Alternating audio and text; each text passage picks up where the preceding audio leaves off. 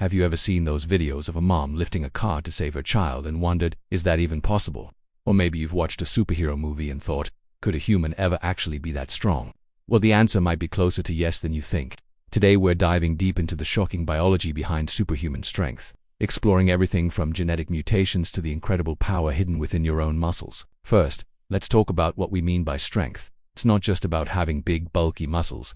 Strength is the ability of your nervous system to recruit muscle fibers to produce force. Think of it like an engine. You might have a massive V8, but if the wiring is faulty, you're not going anywhere fast.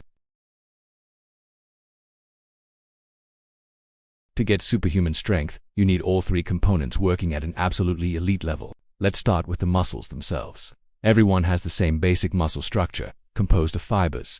But there are different types of fibers. You've got slow-twitch fibers, which are great for endurance activities like running a marathon. Then you have fast-twitch fibers, which are all about explosive power.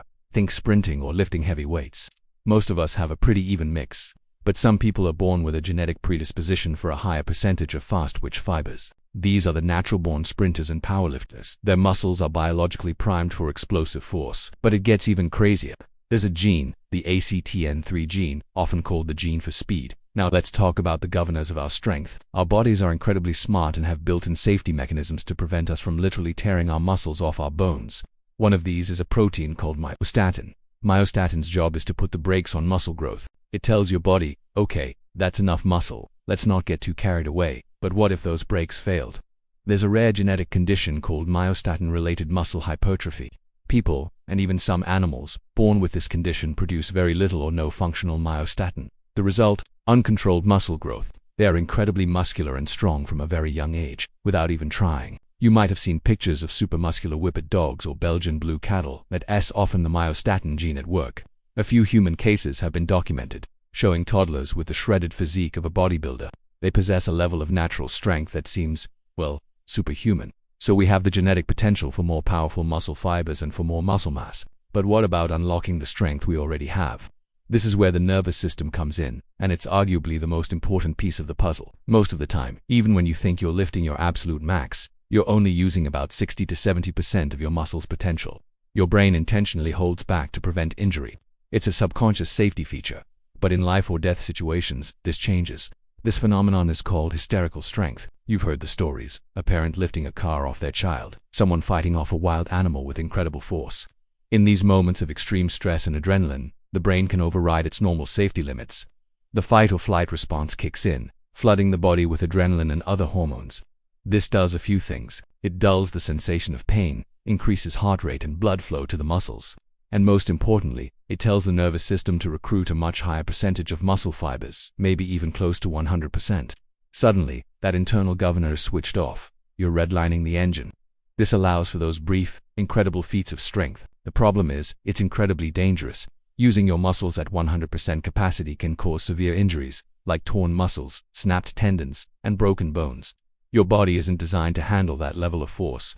Hysterical strength is a last-ditch survival mechanism, not a party trick. So, can we train to access more of this potential without the life or death scenario? Absolutely. This is what elite strength athletes do.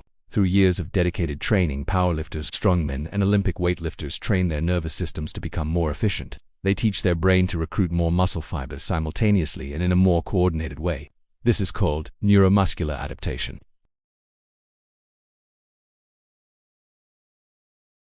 A huge part of it is your nervous system learning the movement and becoming better at activating the muscles you already have. Elite athletes have honed this connection to a razor's edge.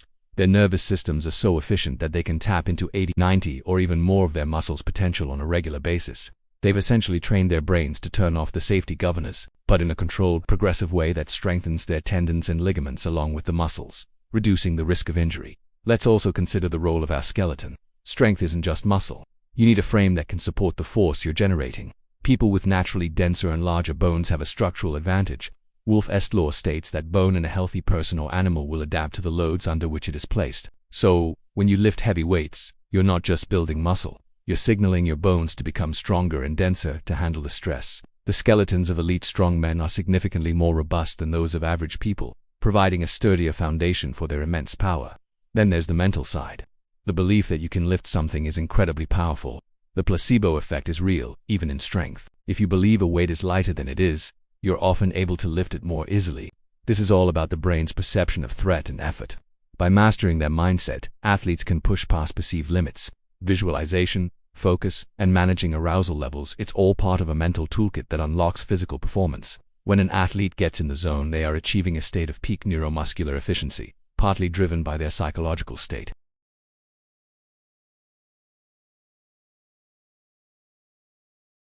But the potential for human plus strength is very real and exists within the complex interplay of our genetics, our nervous system, and our psychology. We have people with genetic mutations that give them a massive head start.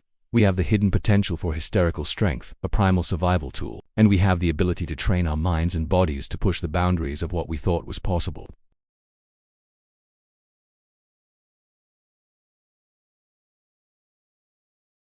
And the raw, untapped power that our bodies hold in reserve for when we need it most. The next time you see an incredible feat of strength, you'll know it's not just about big muscles. It's about a perfectly synchronized symphony of genes, nerves, and will. Thanks so much for watching. If you found this dive into the science of strength as fascinating as I did, hit that like button and subscribe for more deep dives into the amazing human body. Let me know in the comments what you think. Have you ever experienced an unusual burst of strength? I'd love to hear your stories. See you in the next one.